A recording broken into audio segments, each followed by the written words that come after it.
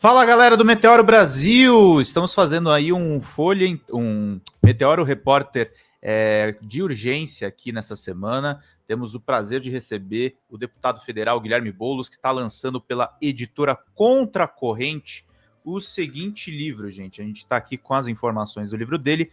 Para Onde Vai a Esquerda, Guilherme Boulos, evento que teve lançamento na Livraria da Vila, na Fradique Coutinho, na Vila Madalena, no dia 17. A gente vai falar desse livro, a gente vai falar da atual situação da esquerda no cenário nacional e também sobre o futuro de Guilherme, que disputou 2 vezes a Prefeitura de São Paulo, chegou perto de vencer essa disputa e está sendo cotado também para outros cargos. Vamos ver aqui rapidamente a nossa vinheta, gente.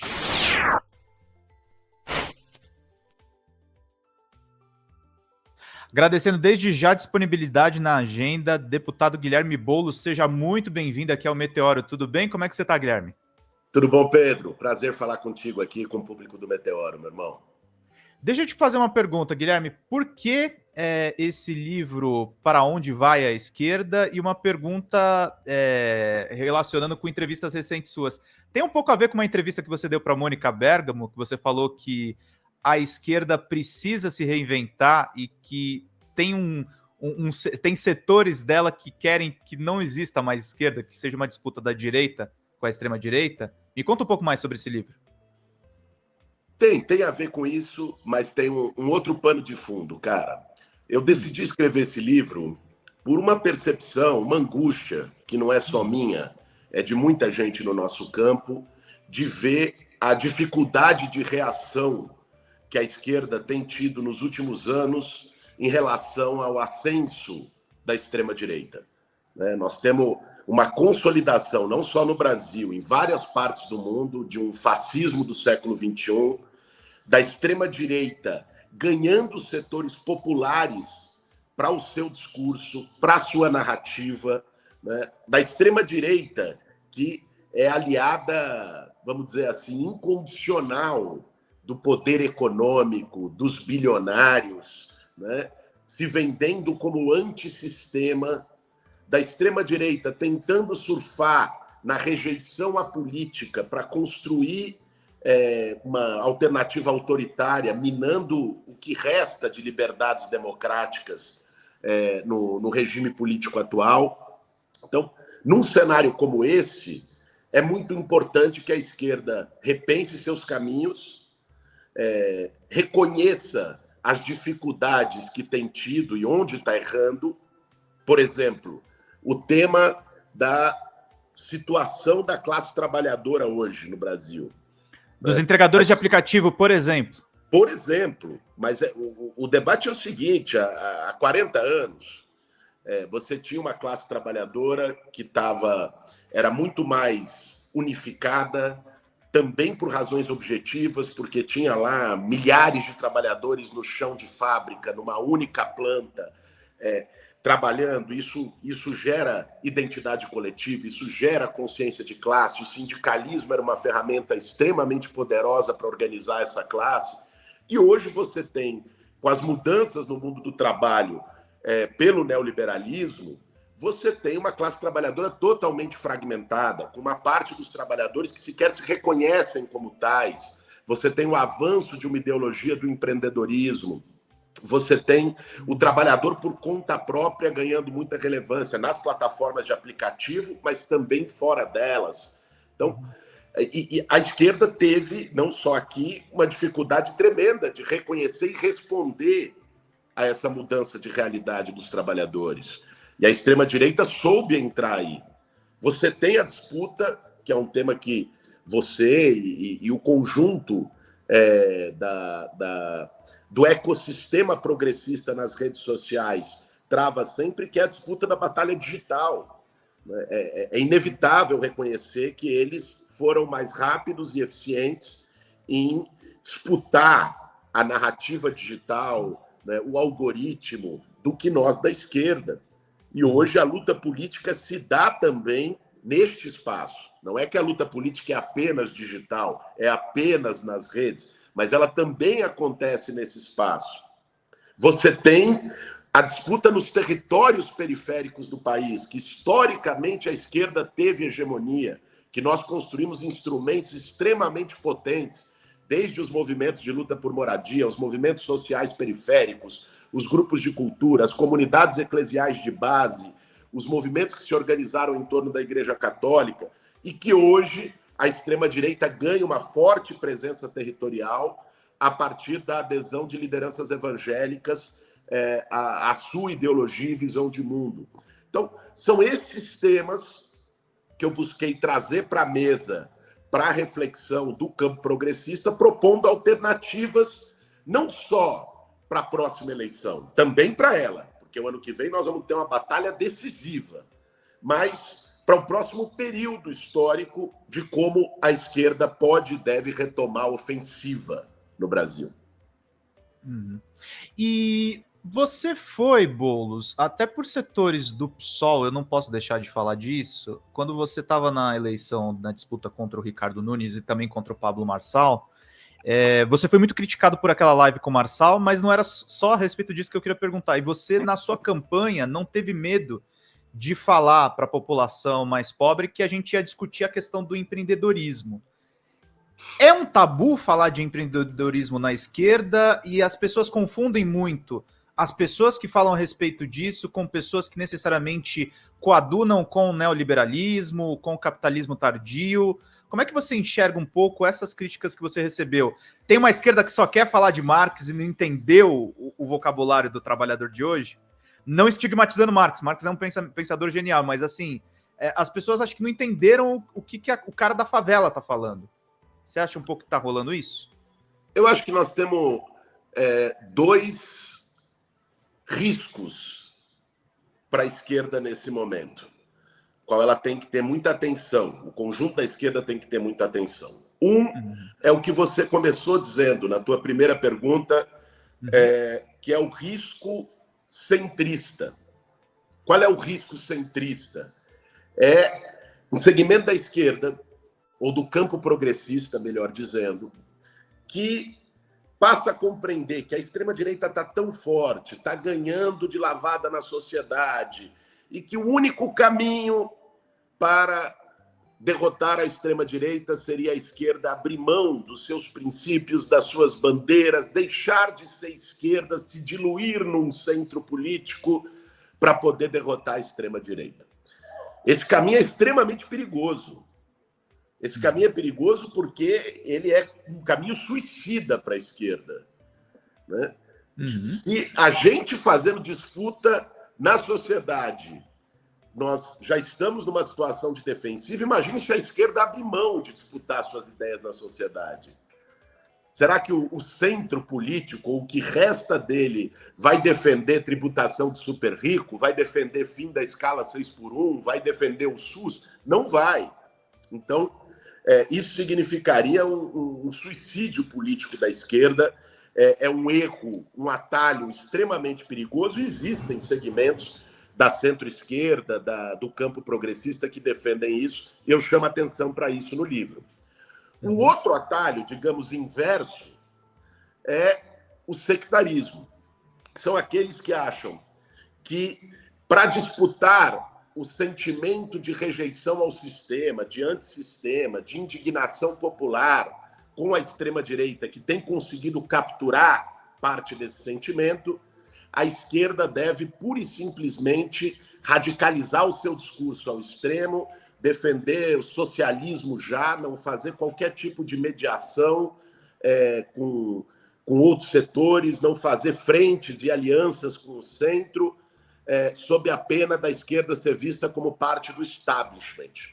Então, bastaria uma mudança de discurso, virar uma chave, e o povo viria junto conosco, porque a gente seria capaz de dialogar com um sentimento de antipolítica e de indignação.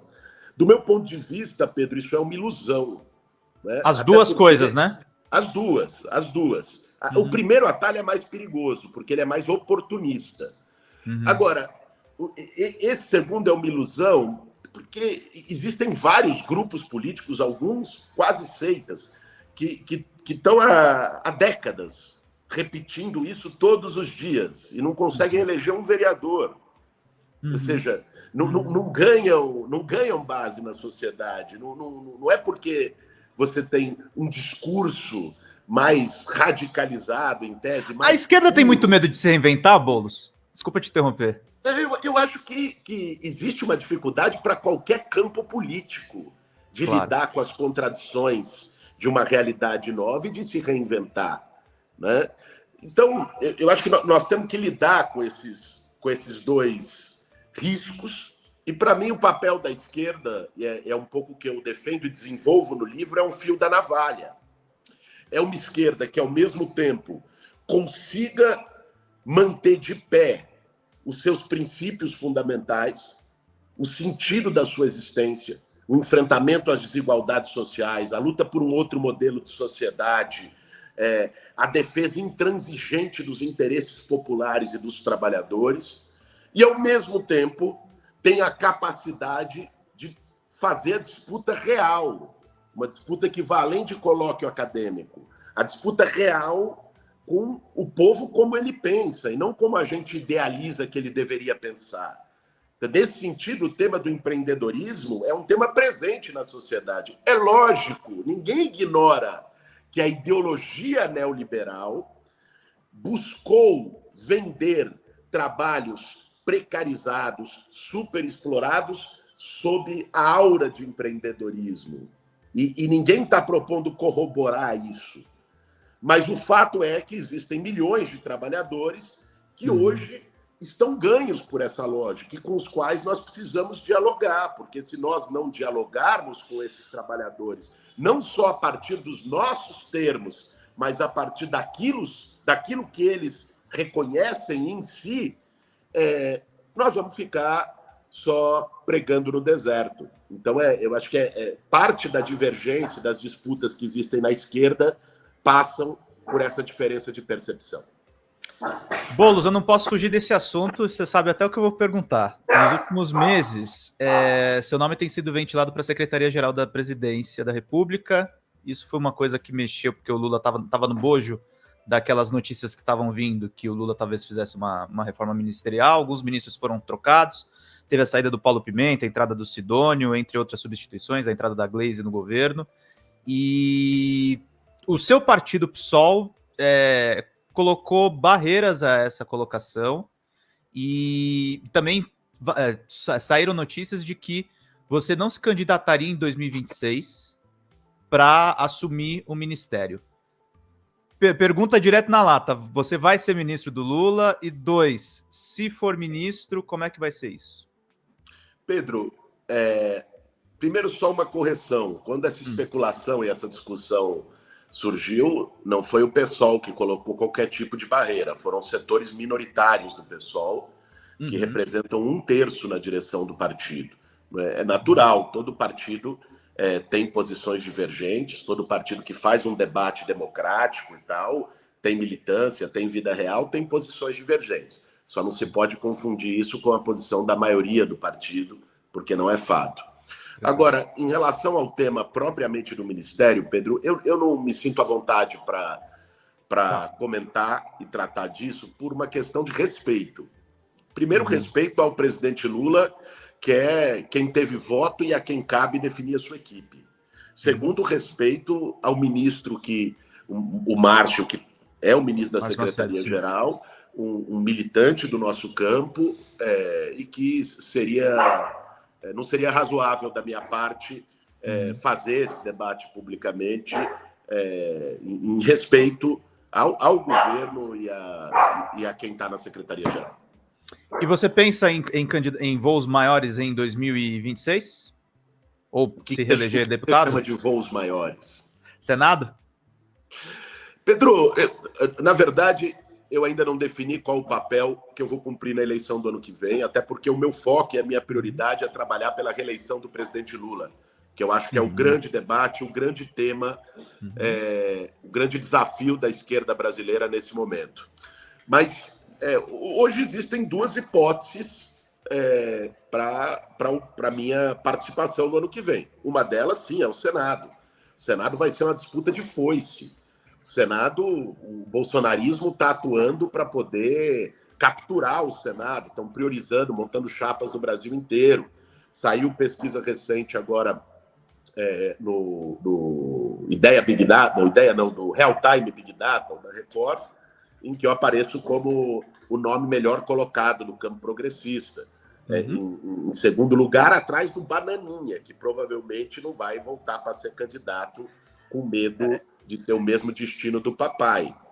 Então, seja, existe uma possibilidade de fazer essa disputa. Ao mesmo tempo, lógico, existe uma pressão e um posicionamento do meu partido, que eu preciso também reconhecer e respeitar, para que eu saia candidato à reeleição para ajudar a compor a bancada. Eu tive 1 milhão de votos, ajudei a levar 3 deputados junto comigo. Então, esse debate eu vou fazer no momento certo, no início do ano que vem, tomar essa definição. Boulos, voltando um pouco para a discussão do seu livro e aproveitando até para fazer, não chega a ser o merchan, mas o tema é importante, a gente já tinha tratado na outra entrevista. Eu escrevi esse livro aqui sobre o marco legal dos games, o Videogame Crash, que fala sobre as demissões em massa, e fala sobre o papel dos parlamentares de esquerda na aprovação desse PL, que veio da extrema-direita, foi completamente alterado e traz benefícios para os trabalhadores. Hoje, na manhã de hoje, o Tarcísio de Freitas anunciou editais no montante de 8 milhões para o setor de games. O governo Lula faz muitos incentivos através do Ministério da Cultura, mas não está faltando um pouco o nosso campo político entrar nesse debate? Porque o que eu vejo é direita, extrema-direita. Teve até o escândalo de emendas da Bia Kicis para uma empresa de games no DF, junto com outros deputados bolsonaristas. Queria que você falasse um pouco sobre isso também. Eu acho que falta, Pedro. O que acontece é que você conhece melhor do que eu, porque está no meio e faz esse debate publicamente, foi quem, inclusive, me subsidiou aí nas campanhas, sempre trazendo a plataforma do debate gamer em todas as minhas campanhas eleitorais. Porque você sabe que este campo também foi, num primeiro momento, hegemonizado pela extrema-direita, né? Aliás, desde os Estados Unidos, o tema do Discord, a base do Trump, os caras conseguiram entrar no mundo gamer e cooptar e ganhar uma parte desse segmento e entraram ali. A esquerda faltou desenvolver uma política mais consistente e tratar isso como prioridade, e ainda falta. Você tem toda a razão nesse sentido, né? Apesar de tudo que foi apresentado ao presidente Lula, das iniciativas que o governo, de algum modo, faz através do Ministério da Cultura, ainda estamos em dívida com as demandas do mundo gamer, dos gamers, do que pode ser feito a partir de política pública. Boulos, outra questão envolvendo também essas questões de trabalhadores e as plataformas mais modernizadas. Você tem feito um trabalho importante com o Júnior Freitas em cima das empresas como o iFood e todas essas plataformas que precarizam o trabalhador, buscando acordos melhores, também colocando as situações que eles enfrentam. Houve uma articulação, inclusive, envolvendo o PL. Como é que foi isso aí na Câmara dos Deputados? Cara, quando teve o break dos entregadores, eles fizeram uma paralisação muito significativa em dezenas de cidades do Brasil. Isso deu uma visibilidade para a pauta. E alguns entregadores, dentre eles o J.R. Freitas, que é um baita cara, me procuraram, né? E depois estabeleci o diálogo com o comando do BREC, que são lideranças nacionais dos entregadores, para a gente buscar transformar a pauta dos entregadores em lei. Porque, assim, só na negociação ali com o iFood é uma negociação totalmente desproporcional, né? O iFood deu um gesto de um aumento de 50 centavos, um aumento de R$1 na tarifa mínima, mas que era bem insuficiente em relação à pauta dos entregadores. Essa pauta ela tem vários elementos, mas existem 3 principais. Um é elevar a tarifa mínima de entrega para R$10, junto com um aumento por quilômetro rodado, quando sai da margem ali de quilometragem, que é a padrão. O segundo é de você ter formas de seguro contra acidentes e tal, para resguardar esses entregadores. O terceiro, a transparência no algoritmo, né, que é um ponto muito importante, porque eles não sabem qual é o critério para chamar, para quantas chamadas cada entregador vai receber, qual é o critério de punição quando há algum tipo de sanção ou punição aos entregadores. Como eles saberem quanto vem de gorjeta, ou seja, existe uma falta de transparência no algoritmo do iFood, e aí não só do iFood, do conjunto das empresas que trabalham na área. Agora tem uma entrada forte dos chineses a partir da 99. Bom, eles apresentaram isso, nós transformamos isso em projeto de lei. Só que eu fui buscar dialogar com vários partidos para ter melhores chances de aprovar esse projeto de lei. Procurei, inclusive, deputados do PL. O PL inicialmente não assinou o projeto de lei, mas consegui a assinatura de deputados do Republicanos, do PP, do MDB, além de todos os partidos do campo progressista que assinaram junto comigo o projeto de lei. A democracia, né? A democracia é isso. Meu caro, tem uma coisa que é o seguinte... se você quer aprovar algo numa Câmara em que a esquerda tem 130 de 513, não adianta você dialogar só com o seu time. Então, e não adianta, seria irresponsável da minha parte ir lá, assinar um projeto e só ficar fazendo politicagem com o projeto dos entregadores. É uma demanda real, pulsante da categoria. Nós estamos falando de centenas de milhares de trabalhadores. Então, eu, como parlamentar, tenho a obrigação de fazer de tudo para aprovar esse projeto. Então, fomos conseguir as assinaturas para botar em regime de urgência. Neste caso, até a própria bancada do PL assinou para botar em regime de urgência. E agora estamos esperando o Hugo Mota pautar o projeto. Esse tem sido o debate, mas está sendo muito produtivo, cara, o diálogo com os entregadores. E aí é um ponto interessante, inclusive daquilo que a gente falava anteriormente, Pedro. Eu conheci nesse processo vários entregadores que me relataram terem votado no Bolsonaro. Entregadores aqui de São Paulo que votaram no Marçal ano passado. E neste processo de luta a quente, trazendo as demandas, né, alguns já estão com a bandeira vermelha levantada, entendeu? Então, porque viram que você ficou do lado deles, né? Fazer política real é se abrir, dialogar com as pessoas e defender as pautas que são importantes. Então tem sido essa experiência do PL, do BREC, como eles apelidaram, tem sido uma experiência bem interessante. Aproveitando que a gente está falando de plataformas, está falando de Big Tech, aí eu queria saber a tua opinião pessoal mesmo. O pessoal fez vampetaço, o pessoal fez piada com o Eduardo Bananinha, mas assim, Boulos, o que o Trump fez naquela carta endereçada ao Bolsonaro foi um ataque à nossa soberania. Como é que você viu esse evento e como é que você está enxergando? E eu acho que a gente tem que tecer elogios, a gente que é da esquerda é sempre crítico.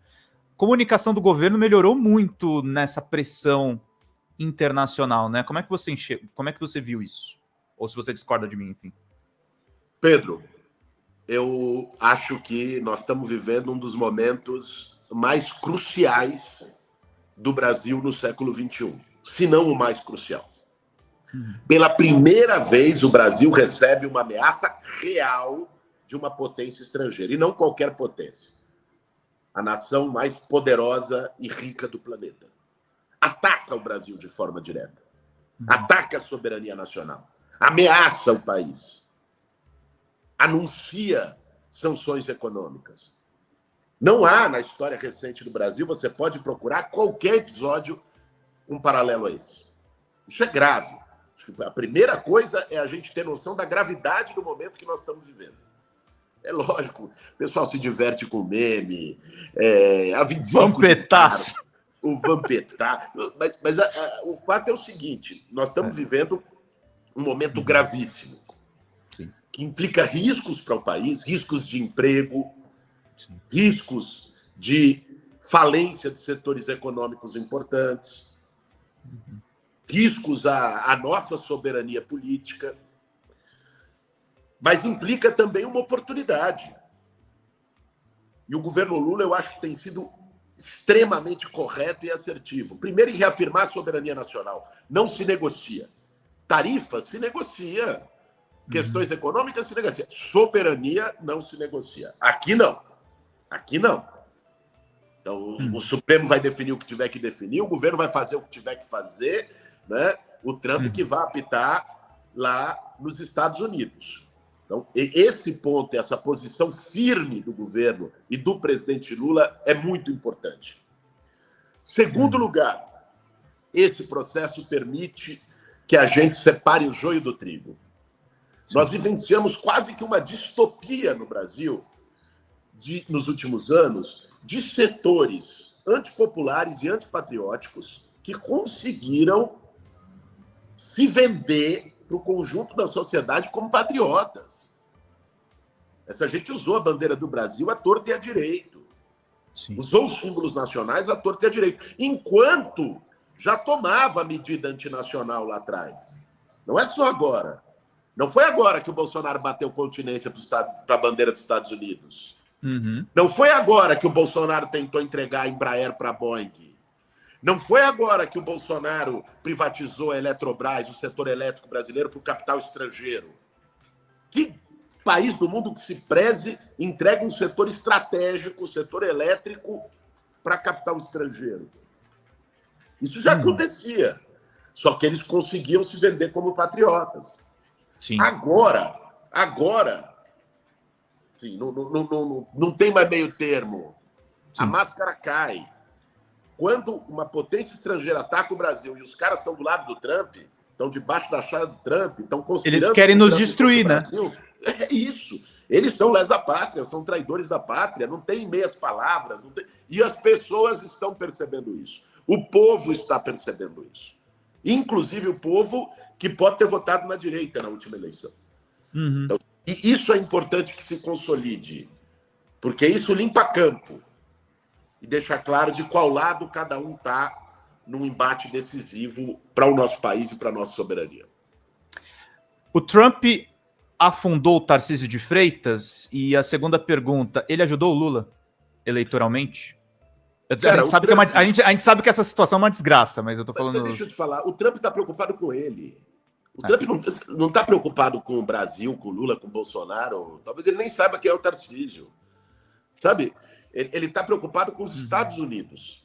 Qual é o projeto do Trump? Vamos aqui colocar as coisas como elas são. O projeto do Trump é o seguinte.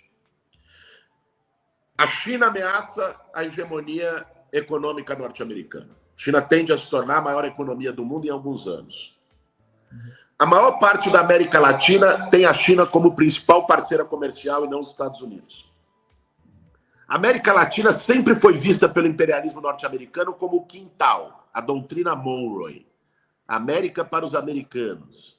Aqui seria uma extensão deles. O Brasil está no BRICS. O BRICS faz uma reunião há 2 semanas, há 3 semanas, no Rio de Janeiro, e começa a cogitar seriamente comércio internacional sem o dólar. Reforça parcerias. Então, o ataque do Trump não é em solidariedade ao Bolsonaro. É lógico que os imperialistas sempre usaram traidores da pátria para defender os seus interesses. E é isso que eles estão fazendo novamente. Mas a preocupação do Trump é com eles, é com os Estados Unidos. Ele quer afastar o Brasil dos BRICS, ele quer atacar a China, ele mira no Brasil, né? No fim do dia, é isso que está em jogo. E ele usa traidores da pátria, como os americanos, em 64, usaram traidores da pátria para poder dar o golpe contra o João Goulart para garantir o interesse da indústria siderúrgica norte-americana. Né? Fizeram isso naquela época. E o Castelo Branco entregou o minério de ferro para eles 1 mês depois do golpe, que o Jango não tinha topado entregar. E usaram os traidores da pátria. Agora usam os traidores da pátria para os seus interesses. Então, é isso que está em jogo no negócio do Trump. Agora, o que acontece numa situação dessa? Desmascara o Bolsonaro, desmascara o Tarcísio, O Tarcísio foi desmascarado, eu acho que até duplamente, porque além de mostrar que não é patriota coisa nenhuma, que não está preocupado com os empregos de São Paulo, coisíssima alguma, foi desmascarado no tal do bolsonarismo moderado. Porque aí é o seguinte, a primeira reação dele foi: Bolsonaro, tô contigo, viva Trump, bonezinho... Só que aí os moderados que viam ele como a esperança olharam e falaram: você tá doido, rapaz? Aí ele foi lá e tentou reajustar, e tomou pau do bolsonarismo. Aí mostrou que esse lugar do bolsonarismo moderado pura e simplesmente não existe. E aquela coisa, aquela máxima, né? Quem quer agradar todo mundo termina agradando ninguém, né? No final das contas. É isso. O Boulos, o núcleo de tecnologia do MTST está lançando agora um novo espaço chamado Ocupa Lab para emancipação digital popular. Vai ser a primeira unidade que vai ser criada na ocupação Lélia Gonzalez, em Santo André, onde a população vai ter acesso a oficinas de robótica, inteligência artificial, soluções de tecnologia para problemas do dia a dia, eletrônica básica e impressora 3D, e computadores com acesso a serviços importantes.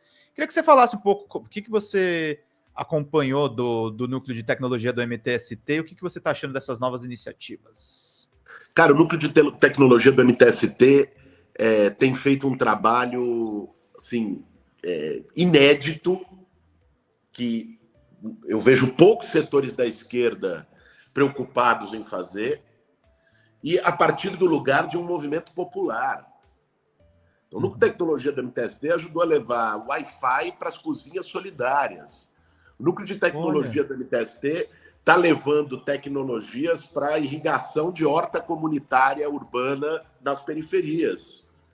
O núcleo de tecnologia do MTST está formando gente da quebrada, né, para atuar em tecnologia a partir de dezenas de voluntários, de pessoas que atuam na área, que são formados na área e que estão dispostos a fazer essa socialização da tecnologia.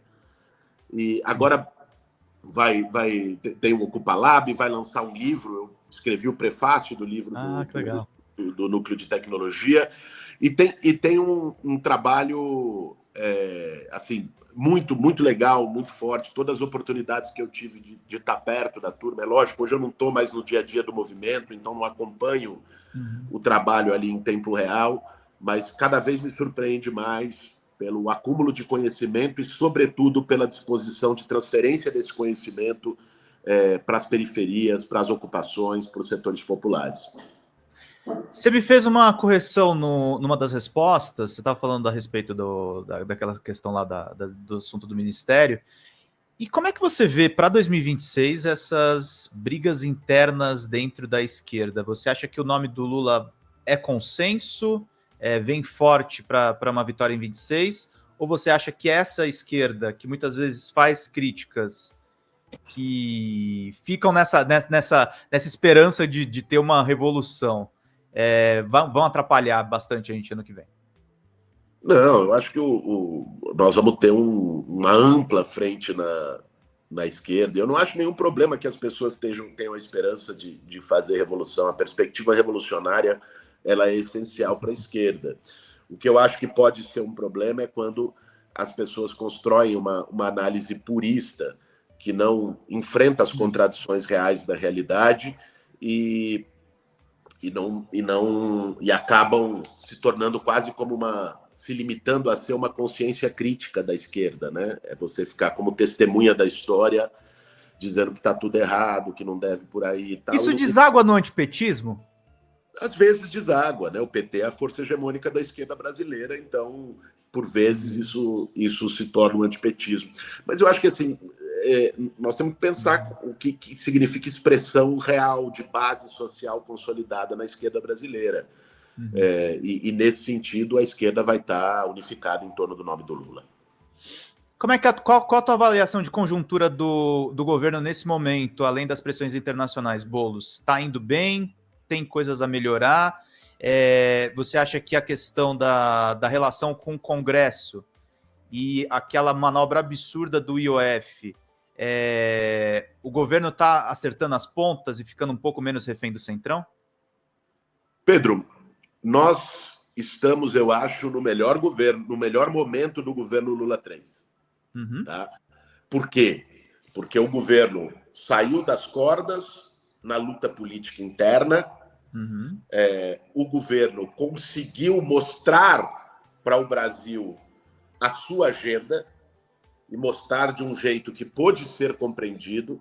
A agenda de justiça tributária tem apoio da maioria da população, de taxar os super ricos, de zerar imposto de renda de quem ganha até 5 mil, que é 90% do povo, de acabar com a escala 6x1. A agenda que o governo está levantando neste momento está chegando no povo, deixou a extrema-direita sem discurso e tem permitido que o governo Lula III diga a que veio, a deixar uma marca política, a partir da luta política.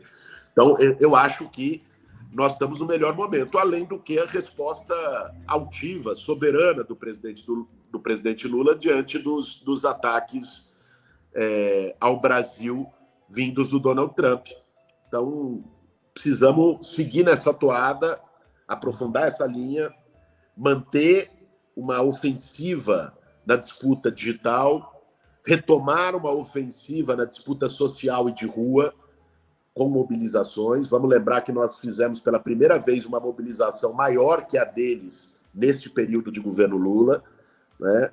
Na semana anterior, na mobilização convocada pela Frente Povo Sem Medo e Brasil Popular, em defesa das políticas do governo, contra os ataques da maioria do Congresso Nacional e tudo mais. Então, acho que nós temos condições de chegar em 26 em condições melhores e mais favoráveis. Boulos, uma última pergunta. Você falou que está um pouco afastado do cotidiano do MTST e enfim, está nessa questão aí de lutar pela reeleição do presidente Lula. Como é que você vê o futuro desse movimento social que você ajudou a fundar? E você está bem tranquilo dentro do PSOL? Como é que está a sua situação dentro do partido? Você falou que a tua corrente acho que é a majoritária ainda, né? O nosso campo político é amplamente majoritário no partido, então estamos bem tranquilos. Mas sobre a questão do MTST, assim, não me entenda mal, não estar no dia a dia do movimento, é que eu não faço mais parte da direção do movimento, e acho que nem devo fazer. O movimento criou novas figuras, Embora você seja conhecido por ele, você sabe disso, mas né? é lógico, e tenho o maior orgulho disso. Não me incomoda zero. Tenho o maior orgulho de ser conhecido pelas pessoas, associado ao movimento que luta por moradia digna para as pessoas. Tem tanto político por aí. Um é conhecido por emenda para melhorar condomínio de luxo em Alphaville, outro é conhecido por fugir para os Estados Unidos para atrair o país, outra é conhecida por fugir para a Itália, outra é conhecido por tudo que não presta. A fama tá melhor, né? Ser conhecido por quem luta com o povo por moradia digna, para mim é um orgulho e quero ser conhecido assim até o fim da minha vida. Tenho muito orgulho de ter feito parte do movimento. Agora, o movimento segue, né? O movimento não pode depender de uma liderança, e não depende. Mas eu sigo fazendo trabalho. Ontem eu estava em Bragança Paulista, domingo. Numa reunião de moradia com quase 1.000 pessoas num ginásio. Sábado eu estava no Capão Redondo, fazendo o lançamento do meu livro, numa laje ali entre o Capão e o Jardim Ângela. Porque o Boulos não lança só na Livraria da Vila, lança no Capão também, né? Tem que lançar o livro. Sexta eu estava em Santo André, fazendo uma grande feira solidária com 15 toneladas de alimento na periferia, num conjunto habitacional da cidade. Então, não estar no dia a dia do movimento está longe para mim de significar ter me distanciado do trabalho de base, das lutas da periferia, que é a minha vida. Aliás, é o que me mantém saudável, cara, porque você ficar 3 dias por semana lá em Brasília é insalubre naquele Congresso Nacional. Eu volto e venho com a minha turma aqui, com o meu povo, para poder recobrar energia. Aguentar Paulo Bilinski. É louco, aquilo ali é insalubre. É insalubre. Mas, enfim, tô muito firme. Acho que o movimento tem... o MTST é um movimento que tem crescido, tem tido conquistas importantíssimas, tem vários empreendimentos de moradia popular que, pelo Minha Casa Minha Vida Entidades, por autogestão que o movimento tem erguido no Brasil inteiro, tem avançado nas cozinhas solidárias, que se tornou uma política pública a partir de um projeto de lei meu que nós aprovamos no Congresso e o Lula sancionou, tem avançado em trabalho comunitário, iniciativas populares nos bairros e tudo mais. Então, o MTST é uma das principais forças populares periféricas do movimento social brasileiro. Excelente. Guilherme Boulos, 40 minutinhos de entrevista. A última pergunta, teve alguma coisa que eu não perguntei que você gostaria de acrescentar? Não, Pedro, tá bem, pô. Você é um entrevistador. Eu gosto do Pedro. Eu vou dizer para você que eu gosto do Pedro. Porque ele não alivia, quer dizer, ele mete lá a pergunta que ele sabe que é incômoda. A divisão interna do PSOL, você vai pro ministério, o que você vai fazer o ano que vem? O povo quer saber, não é nem questão de interesse meu. Certo. Entrevistador é isso, porra. E ao mesmo tempo também pergunta as questões para a gente poder desenvolver, evoluir, deixa o entrevistado falar. Então, gosto muito de conversar contigo, Pedro. Obrigado, meu querido. Bom dia aí com você, com suas filhas. Mandar um beijão para a Natália, sua esposa. Espero que estejam todos bem. E aí vamos tocando aqui as coisas. Guilherme, um abração, querido. Obrigado, meu irmão. Forte abraço, viu? Abraço para todo mundo aí do Meteoro. Obrigado, querido. Até mais. Valeu. Tchau, tchau. Entrevista com Guilherme Boulos, gente, com exclusividade aqui no Meteoro Brasil, com muitas informações importantes. E vamos para os créditos.